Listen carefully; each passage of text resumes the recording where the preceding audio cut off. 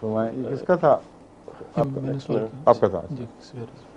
حضور دو حصوں میں یہ کوشچن تو یہ ہے کہ اسپورٹس اور یہ جو صحت جسمانی جو ہے یہ اسلام میں کوئی اہمیت دی گئی ہے مطلب اس کی تو کس طرح مطلب قرآن کریم میں تو حضرت داؤد کے متعلق دیکھیں کیسا ذکر ہے، اور پھر جسم والعلم فی علم والجسم اس کو ہم نے اس کو فضیلت دی تھی،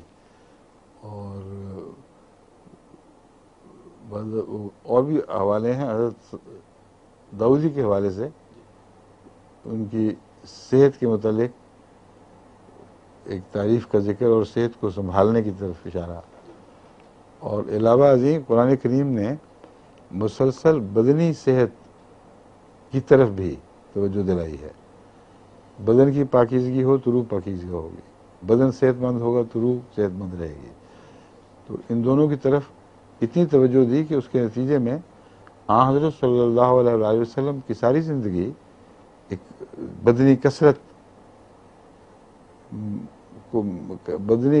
کو اہمیت دیتے ہوئے گزری ہے۔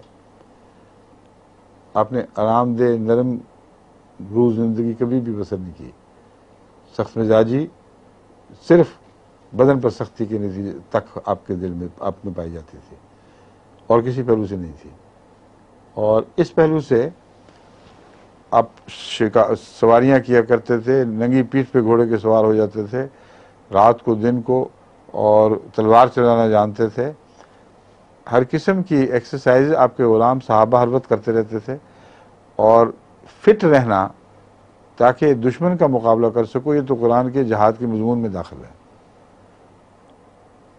اعدوا لہم ما استطعتم، تم پر ہر طرف سے حملے ہونے ہیں، اس لیے تم نے اس کی تیاری کرنی ہے۔ اعدوا میں یہ ناممکن ہے کہ محض ہتھیار اکٹھے کرو اور بدن کو مرنے دو، یہ معنی کیا جائے۔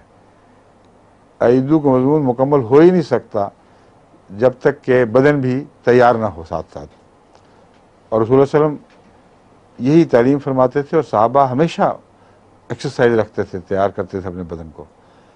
تو بدنی صحت کے تو صرف یہ واضح حوالے ان معنوں میں ہی نہیں، بلکہ اسلام تو اتنا باریک اس مضمون میں داخل ہوا ہے کہ خوراک کے وہ اصول، کھانے کے وہ اصول جو بدنی صحت کے قائم رکھنے کے لیے ضروری ہیں وہ بھی بیان فرمایا۔ کلوا واشربوا ولا تسرفوا، کھاؤ پیو مگر اسراف نہیں کرنا۔ کلوا مما رزقناکم حلالا طیبا، حلال نہیں صرف دیکھنا، طیب اور پاکیزہ ہو، جس میں کوئی کسی قسم کی بسان، کسی قسم کی کوئی انفیکشن وغیرہ کا سوال نہیں رہے، وہ طیب ہے۔ حلال گوشت بھی تو وہ معروف ہو جاتا ہے زہروں اور جراثیم کی وجہ سے، لیکن طیب نہیں۔ طیب کہتے ہی اس کو ہیں جس کا بدن پہ بہت ہی پیارا پاکیزہ صحت مند اثر ہوگا۔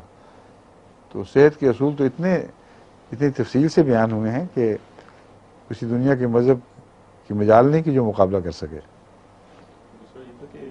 بچوں کی ڈیولپمنٹ میں بھی اسپورٹ کا کافی وہ ہے بینیفٹس اس کے وہ ہے، تو کوئی گائیڈ لائن ہے کہ مطلب کہ لڑکیوں کے اور لڑکوں کے کون سے مناسب اسپورٹ ان کے لیے، یا کون سے ایکٹیویٹی فزیکل؟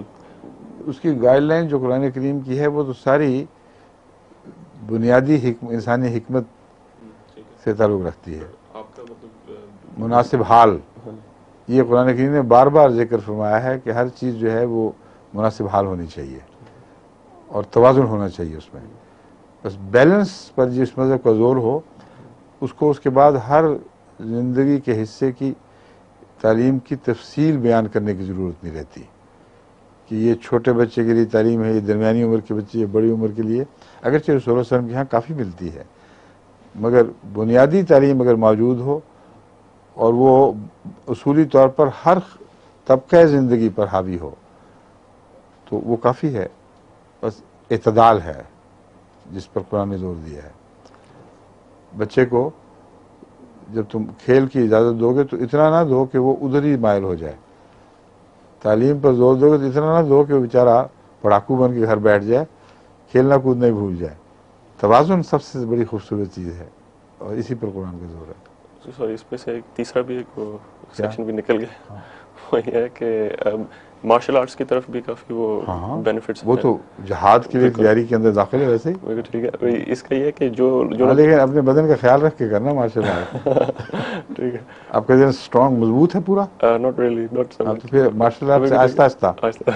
پھر یہ ہے کہ وہ جو مارشل آرٹ انسٹرکٹر جو ہوتے ہیں وہ وہ اپنے آپ کو گرو کی طرح مطلب اپنے آپ کو کرتے ہیں یہ تو پھر ہو جاتا ہے جس طرح شرک کی بات ہو جاتی ہے یا نہیں مگر ہمارے جو احمدی انسٹرکٹر ہیں وہ تو نہیں کرتے گرو بناتے اپنے آپ کو. بڑے اچھے موجود ہیں ہمارے پاس. اس طرح مارشل آرٹس کا جرمنی ویسے میں بھی یہاں بھی امریکہ میں بھی بالکل گرو نہیں بنتے. ٹھیک ٹھاک نارمل آدمی ہیں بلکہ ہمبل ہیں. ان سے سیکھیں.